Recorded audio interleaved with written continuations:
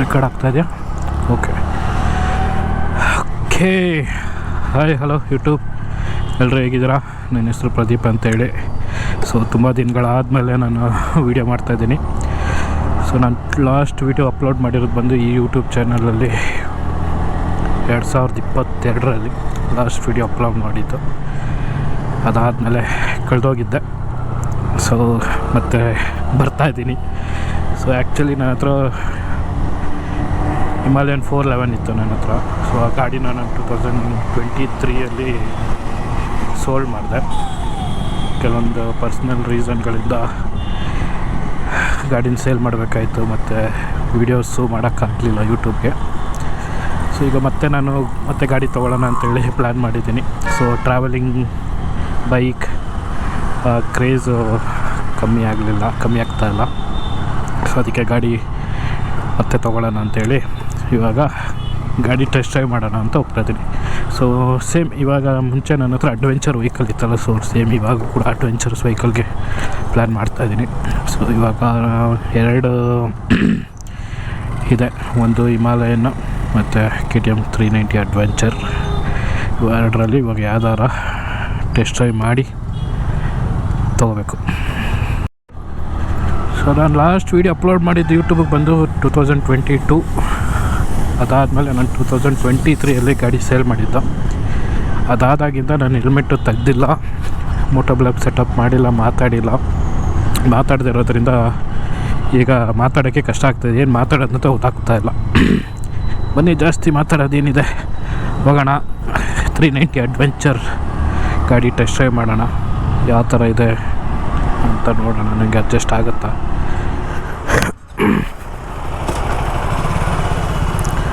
So test ಡ್ರೈವ್ಗೆ form ಎಲ್ಲ fill ಮಾಡಿದ್ದೀನಿ.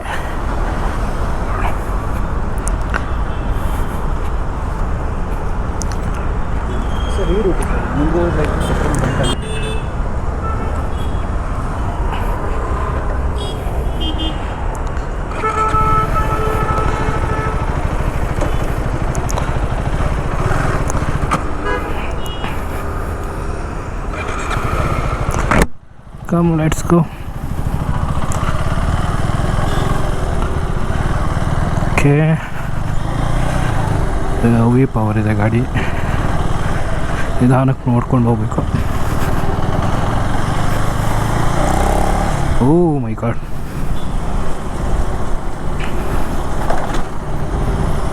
ನನಗೆ ಮೇಲಕ್ಕೆ ತೊಳುತ್ತೆ.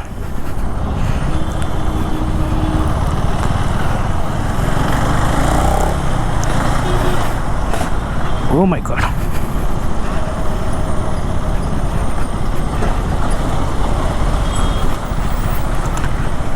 Okay.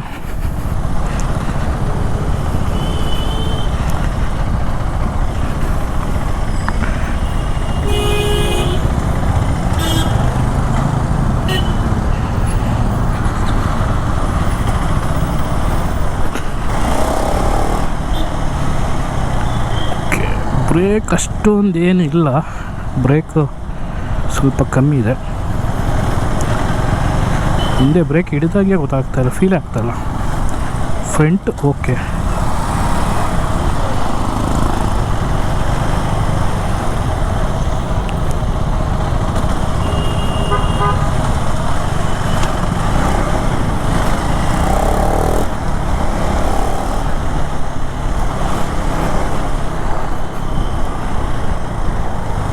ವೈಬ್ರೇಷನ್ಸ್ ಹೆವಿ ಫೀಲ್ ಆಗ್ತಾಯಿದೆ ಕಾಲ ಹತ್ರ, ಫುಟ್ ಬ್ರೇಕಲ್ಲಿ.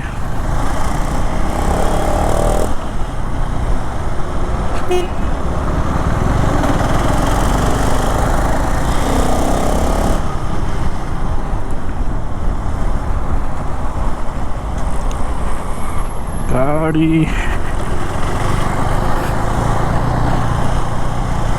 ವೈಬ್ರೇಷನ್ಸು ಇದೆ ಗಾಡೀಲಿ, ಹೆವಿ ವೈಬ್ರೇಷನ್ಸ್ ಇದೆ. ಕಾಲು ಫುಟ್ ಬ್ರೇಕೆಲ್ಲ ವೈಬ್ರೇಟ್ ಆಗ್ತಾ ಇದೆ. ಮತ್ತು ಈ ರೋಡ್ ಖಾಲಿದೆ, ಯಾರು ಇಲ್ವಲ್ಲ ಇಲ್ಲಿ.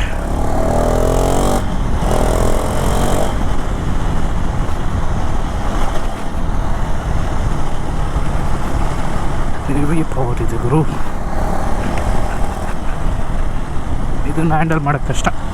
ಈ ಪವರ್ ಇದ್ದರೆ ನನಗೆ ಸ್ವಲ್ಪ ಗಾಡಿ ಯೂಸ್ ಆಗಬೇಕು ಪವರ್ಗೆ, ಹ್ಯಾಂಡ್ಲಿಂಗೆಲ್ಲ. ಸಸ್ಪೆನ್ಷನ್ನು ಟಿಫ್ ಆಗಿದೆ ಅನಿಸ್ತಾ ಇದೆ.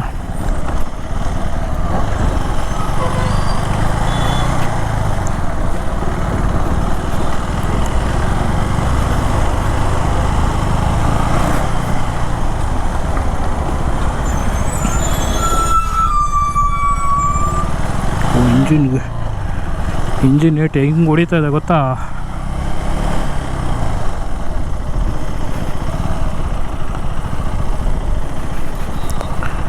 ಇಂಜಿನ್ ಇಟ್ಟು ಸರಿಯಾಗಿ ಹೊಡಿತಾ ಇದೆ ಕಾಲಿಗೆ ಮಾತ್ರ.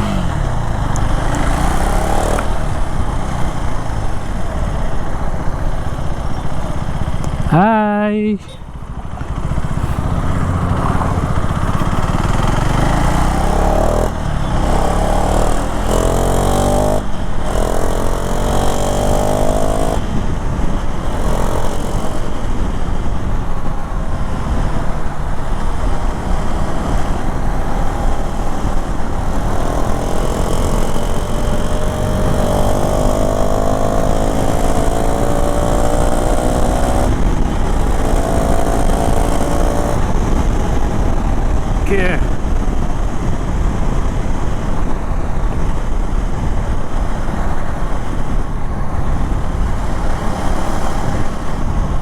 ನೋಡ್ಕೊಂಡು ಹೋಗ್ಬೇಕು.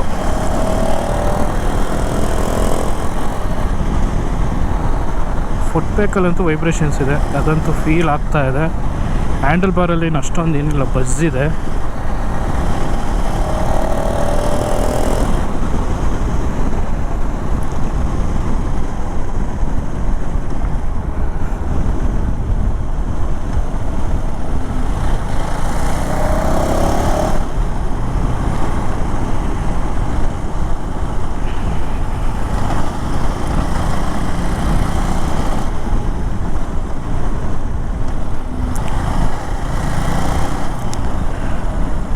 ಹಿಂಗೆ ತಗೋಬೇಕು ಗಾಡಿ ಒನ್ ವೇಲಿ.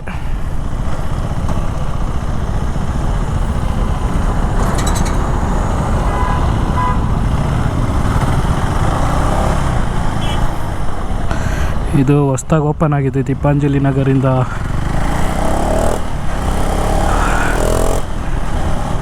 ಹೊಸಕೆರಳಿಗೆ. ಬನ್ನಿ, ಚೆನ್ನಾಗಿದೆ.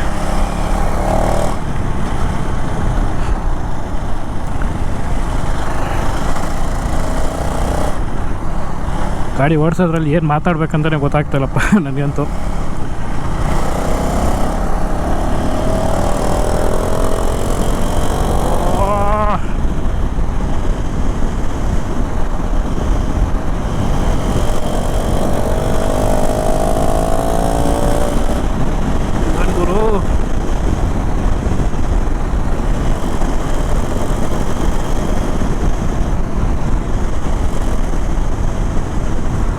ಸಕ್ಕತ್ತಾಗಿದೆ.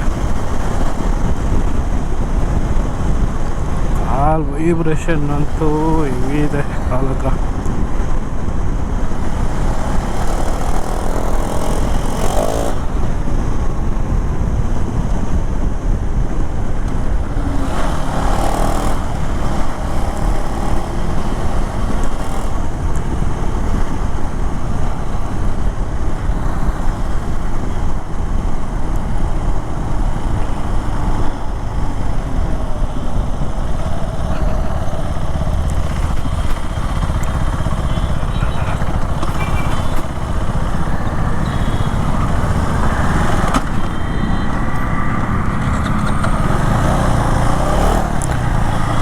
ಏನು ಗಾಡಿ ಸ್ಟಾಲ್ ಆಗುತ್ತೆ, ಎರಡನೇ ಸಲ ಸ್ಟಾಲ್ ಆಯಿತು.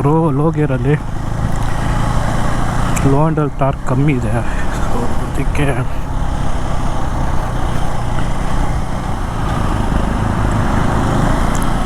ಹ್ಯಾಂಡ್ಲ್ ಬಾರ್ ಏನೋ ಸ್ವಲ್ಪ ಟೈಟ್ ಇದೆ ಅನ್ನಿಸ್ತಾ ಇದೆ. ಕೈ ನೋವು ಬಂದ್ಬಿಟ್ಟು ಹ್ಯಾಂಡ್ಲ್ ಬಾರು ಸ್ವಲ್ಪ ಹೈಟ್ ಇದೆ ಗಾಡಿ. ಮತ್ತು ಸೀಟು ಕೂಡ ಓಕೆ, ತುಂಬ ಸಾಫ್ಟಾಗೇನಿಲ್ಲ, ಮೀಡಿಯಮ್ ಆಗಿದೆ, ಲೈಟಾಗಿ ಸ್ವಲ್ಪ ಹಾರ್ಡು.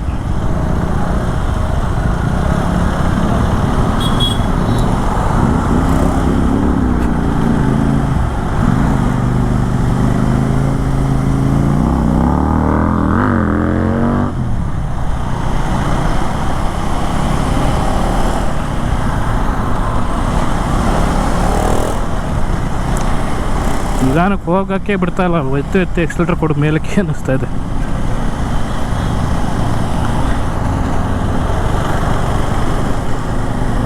ಪಾ ಹೀಟ್ ಅಂತ ಹೆವಿ ಹೊಡಿತಾ ಇದೆ.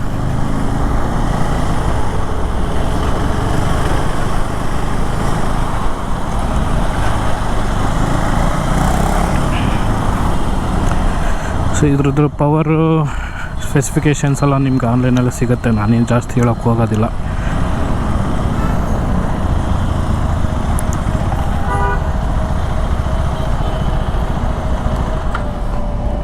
ತಾಳೆ ಟಿಪ್ಟು ಆಗುತ್ತೆ.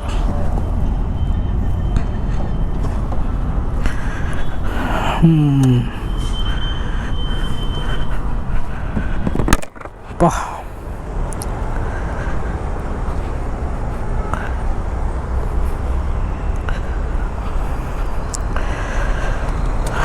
ಬನ್ನಿ ಹೋಣ. ಒಂದಾಯಿತು, ನೆಕ್ಸ್ಟ್ ಹಿಮಾಲಯನ್ ಇದೆ, ಹಿಮಾಲಯ ನೋಡ್ಸೋಣ.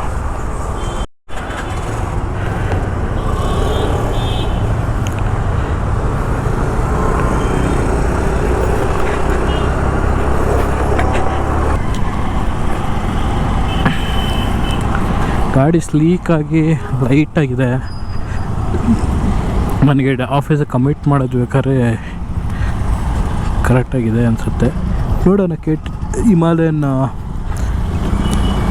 ನೋಡೋಣ ಅದು ಹೇಗೆ ಅನಿಸುತ್ತೆ ಅಂತೇಳಿ. ಅದಾದಮೇಲೆ ಅವು 7ರಲ್ಲಿ ಡಿಸೈಡ್ ಮಾಡಬೇಕು ಯಾವ ಗಾಡಿ ತೊಗೊಳೋದು ಏನು ಅಂತೇಳಿ. ಸೆಕೆ ಕಿತ್ಕೊಂಡು ಹರಿತಾ ಇದೆ ಬಿಸಿಲಿಗೆ.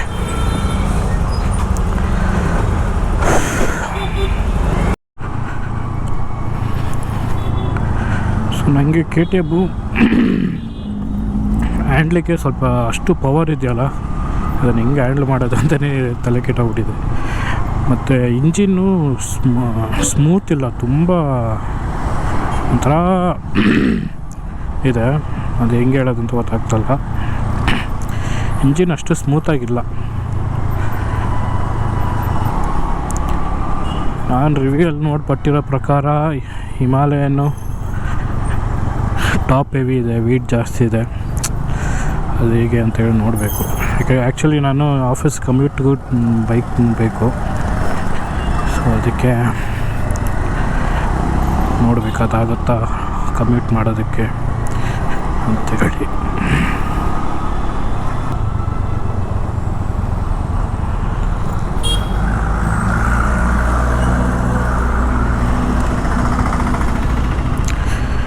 ಬನ್ನಿ, ಇದು ಹೋಗಿ ಫಾರ್ಮ್ ಫಿಲ್ ಮಾಡಿ ಮಾತಾಡಿ ಟೆಸ್ಟಿಗೆ ಗಾಡಿ ಎತ್ಕೊಂಡ್ಬಂದು ಸಿಗೋಣ.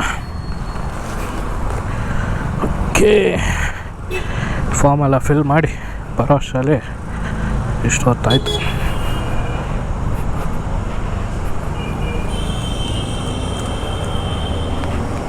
ಆಗುತ್ತಾ ಕ್ಯಾಪಲ್ಲಿ ನುಗ್ಗೋಕ್ಕೆ? ಅಬ್ಬ ಹೆಂಗೋರಿದು ಯಪ್ಪ ದೇವ್ರೆ, ಕಷ್ಟ ಗುರು ಎತ್ತೋದಕ್ಕೆ.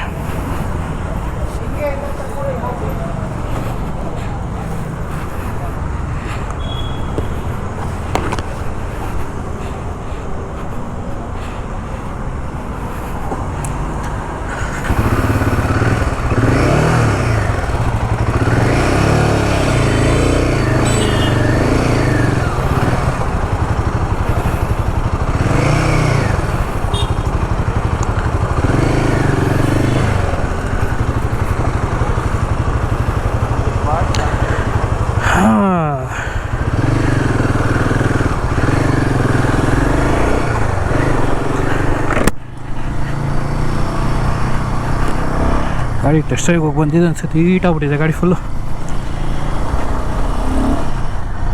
ಓಕೆ, ಗಾಡಿ ಇನಿಷಿಯಲ್ ಆಗಿ ಸ್ಮೂತಾಗಿದೆ. ಎತ್ತಬೇಕಾರಂತೂ ಹೆವಿ ವೆಯ್ಟ್ ಅನ್ನಿಸ್ತು, ಬಟ್ ಓಡಿಸ್ಬೇಕಾದ್ರೆ ವೆಯ್ಟೇ ಗೊತ್ತಾಗ್ತಾಯಿಲ್ಲ.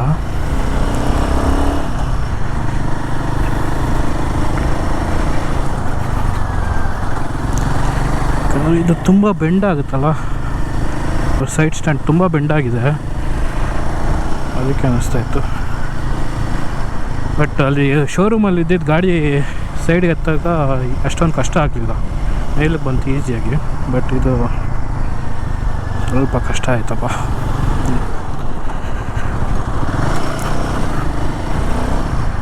KTM ಇದಕ್ಕೂ ಕಂಪೇರ್ ಮಾಡಿದ್ರೆ ಅದು ಹೆವಿ. ಸುಮ್ಮನೆ ಎಕ್ಸ್ಲೇಟ್ರ್ ಕೊಟ್ಟರೆ ಸಾಕು, ಮೈ ಅಂದ್ಬಿಡ್ತಾಯಿತ್ತು. ಇದು ಅಷ್ಟೊಂದು ಏನಿಲ್ಲ, ಎಕ್ಸ್ಲೇಟ್ರ್ ಕೊಟ್ಟರೆ ನಿಧಾನಕ್ಕೆ ಹೋಗ್ತಾಯಿದೆ. ಬಟ್ ಅದು ಹೆವಿ ಅನ್ನಿಸ್ತಾಯಿತ್ತು. ಸೀಟು ಕಂಫರ್ಟಬಲ್ ಆಗಿದೆ, ಇನ್ನೂ ಅಲ್ಲಾಡ್ತಾಯಿದೆ. ಟೆಸ್ಟ್ ಡ್ರೈವ್ ಗಾಡಿ ಎಲ್ಲ ಹೆವಿ ಉಜ್ಜಾಡಿ ಇರ್ತಾರೆ.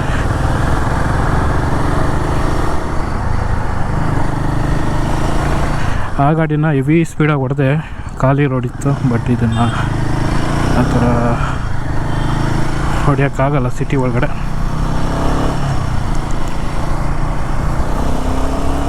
ಇದರಲ್ಲಿ ಅಷ್ಟೊಂದು ವೈಬ್ರೇಷನ್ ಏನು ಗೊತ್ತಾಗ್ತಾ ಇಲ್ಲ ಇವಾಗ. ಲೈಟಾಗಿ ಫುಟ್ ಪೇಕಲ್ಲಿ ವೈಬ್ರೇಟ್ ಆಗ್ತಾಯಿದೆ. ಬಟ್ ಅದರಲ್ಲಿ ಹ್ಯಾಂಡಲ್ ಬಾರಲ್ಲಿ, ಇಲ್ಲಿ ಫ್ಯೂಯಲ್ ಟ್ಯಾಂಕಲ್ಲೆಲ್ಲ ವೈಬ್ರೇಟ್ ಆಗ್ತಾಯಿತ್ತು. ಓಕೆ, ಸೊ ಇವಾಗಲೇ ಗೊತ್ತಾಗ ನಾನು ಆ್ಯಕ್ಚುಲಿ ಆಫೀಸ್ಗೆ ಹೋಗ್ಬೇಕಾದ್ರೆ ಬಂಪರ್ ಟು ಬಂಪರ್ ಟ್ರಾಫಿಕಲ್ಲಿ ಆಗುತ್ತಾ ಓಡ್ಸೋಕ್ಕೆ ಅನ್ನೋದೇ ನನಗೆ ಮೇಯ್ನ್ ಬೇಕಾಗಿರೋದು. ಓಡ್ಸೋಕ್ಕಾಗ ಹಿಂಗೆ ಅನ್ನೋದೇ ಹೀಗಿರೋದು ಮೇಯ್ನ್.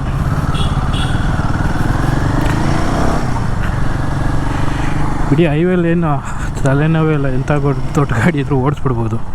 ಮೇಯ್ನ್ ಸಿಟಿ ಇದೆಯಲ್ಲ, ಕಮ್ಯೂಟ್ಗೆ ಯೂಸ್ ಮಾಡೋದ್ರಿಂದ ಆಗುತ್ತಾ ಇಲ್ವೋ ಅನ್ನೋದೇ ನೋಡೋದು ಮೇಯ್ನ್ ಇರೋದು. ಓಕೆ,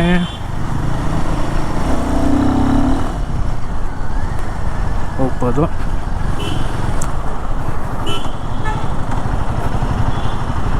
ಈ ಊಟನ ಹಾಕಿ ನೋಡೋಣ ಆಗುತ್ತಾ ಅಂತೇಳಿ.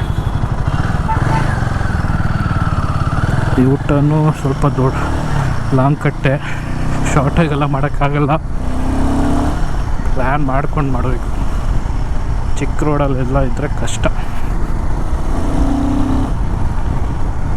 ಅಷ್ಟೊಂದಿಲ್ಲ, KTM ಕಂಪೇರ್ ಮಾಡಿದ್ರೆ ವೈಬ್ರೇಷನ್ಸ್ ಅಷ್ಟೊಂದಿಲ್ಲ, ಲೈಟಾಗಿದೆ ಅಷ್ಟೇ, very light.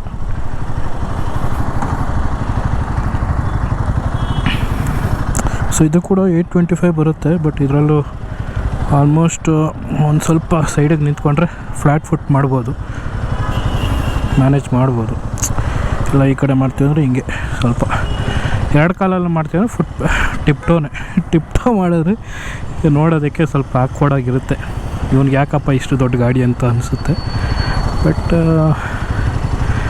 Adventure, travelling, highway touring ಎಲ್ಲ ಮಾಡಬೇಕಾದ್ರೆ ಇಂಥ ಗಾಡಿಗಳೇ ಸ್ವಲ್ಪ ಚೆನ್ನಾಗಿರುತ್ತೆ. ಬೇರೆ ಗಾಡೀಲಿ ಮಾಡೋಕ್ಕಾಗಲ್ಲ ಅಂತೆಲ್ಲ ಮಾಡ್ಬೋದು, ಬಟ್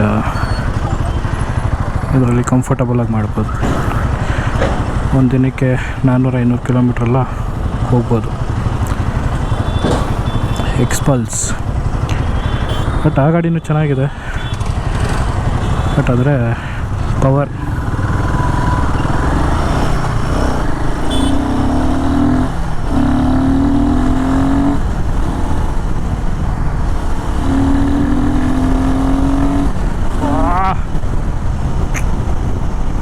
ಇದರಲ್ಲಿ ವೈಬ್ರೇಷನ್ಸೇ ಗೊತ್ತಾಗ್ತಿಲ್ಲ ಈ ಸ್ಪೀಡಲ್ಲಿ. ಅದರಲ್ಲಂತೂ ಹೆವಿ ವೈಬ್ರೇಷನ್ಸ್ ಇತ್ತು.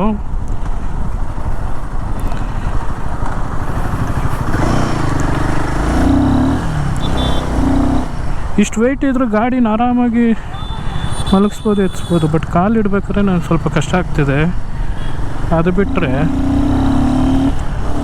ಓಡ್ಸೋಕ್ಕೆ, ನುಗ್ಸೋಕ್ಕೆ, ಬ್ರೇಕ್ ಅಂತೂ ಸಾಕಾಗಿದೆ ಹೋಗಿ. ಅದ್ರಲ್ಲಿ ಬ್ರೇಕ್ ಹಿಡಿದ್ರೆ ಹಿಡಿತಾನೆ, ನಿಂತ್ಕೊಳ್ತಾನಿಲ್ಲ. ಇದ್ರಲ್ಲಿ ನೋಡಿ, ಫಾರ್ ಎಕ್ಸಾಂಪಲ್ ನೋಡಿ, ಹಾಗೆ ಸಾಕಾಗಿ ನಿಂತ್ಕೊಳ್ತದೆ. ಬ್ರೇಕ್ ಅಂತೂ ಸಾಕಾಗಿದೆ ಇದರಲ್ಲಂತೂ.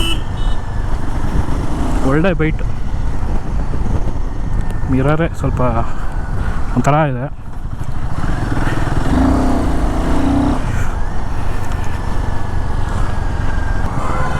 ಇದರಲ್ಲಿ ಸ್ವಲ್ಪ ಕಂಫರ್ಟಬಲ್ ಆಗಿದೆ. ಅದಕ್ಕಿಂತ ಅದರಲ್ಲಿ ಸ್ವಲ್ಪ ಅಗ್ರೆಸಿವ್ ಆಗಿತ್ತು. ಮತ್ತು ಇಂಜಿನ್ನು ತುಂಬ ಪವರ್ ಇರೋದ್ರಿಂದ ತುಂಬ ಅಗ್ರೆಸಿವ್. ಲೈಟಾಗಿ ಎಕ್ಸ್ಲೇಟ್ರ್ ಕೊಟ್ಟ ತಕ್ಷಣ ಹಂಗೆ ಕಿತ್ಕೊಂಡು ಹೋಗುತ್ತೆ. ಬಟ್ ಇದರಲ್ಲಿ ಹಂಗೆ ನಿಧಾನಕ್ಕೆ ತೊಗೊಳುತ್ತೆ ಇಂಜಿನ್. ಇದರಲ್ಲೂ 40 PS ಪವರ್ ಇದೆ.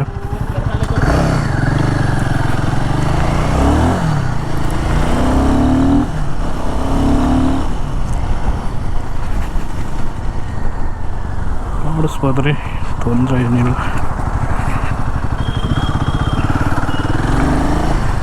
ಹ್ಯಾಂಡ್ಲಿಂಗ್ ಎಲ್ಲ ಸ್ಮೂತಾಗಿದೆ.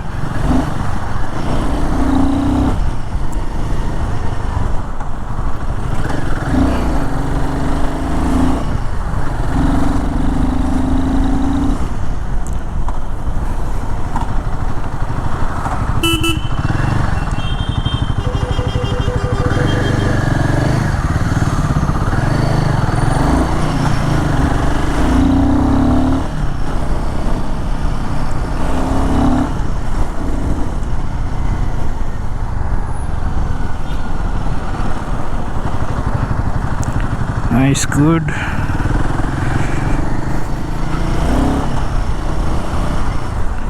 ಆರಾಮಾಗಿ ಮ್ಯಾಂಡಲ್ ಮಾಡ್ಬೋದು, ಮನೆಯವ್ರು ಮಾಡ್ಬೋದು ಟ್ರಾಫಿಕಲ್ಲಿ. ಏನಂದರೆ ಸ್ವಲ್ಪ ಕಾಲು ಎತ್ತಬೇಕಾರೇ ಇರೋದು.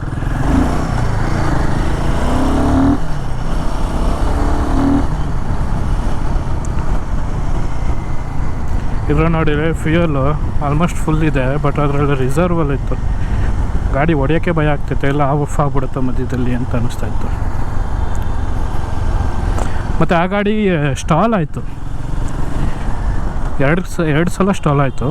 ಬಟ್ ಇದುವರೆಗೂ ಸ್ಟಾಲ್ ಆಗೇ ಇಲ್ಲ, ಯಾಕಂದರೆ ಹೈ ಗೇರಲ್ಲೇ ನಾನು ಮೂವ್ ಮಾಡ್ತಾಯಿದ್ದೀನಿ.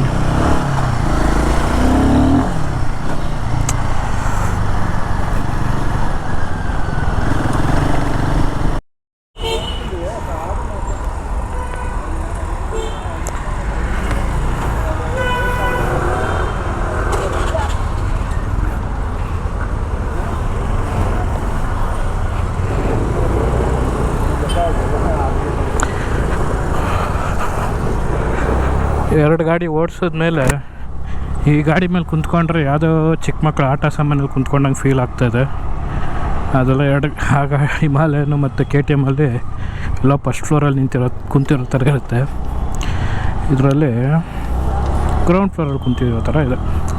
ಸೊ ಎರಡು ಗಾಡಿಗೂ ಕಂಪೇರ್ ಮಾಡಿದ್ರೆ KTM ಬಂದು ತುಂಬ ಅಗ್ರೆಸಿವ್ ಆಗಿದೆ, ಲೈಟ್ ವೆಯ್ಟು. ಹಿಮಾಲಯನ್ ಬಂದು linear power, comfortable riding. But ಏನಂದರೆ ವೆಯ್ಟ್ ಜಾಸ್ತಿ ಇದೆ.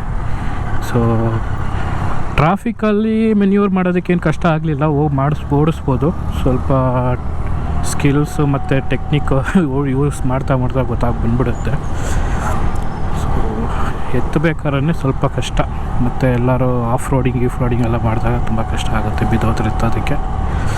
ಅದು ಬಿಟ್ಟರೆ ಗಾಡಿ ಓಡಿಸೋದಕ್ಕೆ ಚೆನ್ನಾಗಿದೆ. ಎರಡು ಗಾಡಿ ಚೆನ್ನಾಗಿಲ್ಲ ಅಂತಲ್ಲ, ಎರಡು ಗಾಡಿನೂ ಚೆನ್ನಾಗಿದೆ ಪವರು. ಅದರದ್ದು KTMದು ನೇಚರ್ ಬಂದು ಬೇರೆ, ಹಿಮಾಲಯದ ನೇಚರೇ ಬಂದು ಬೇರೆ. ನೋಡೋಣ.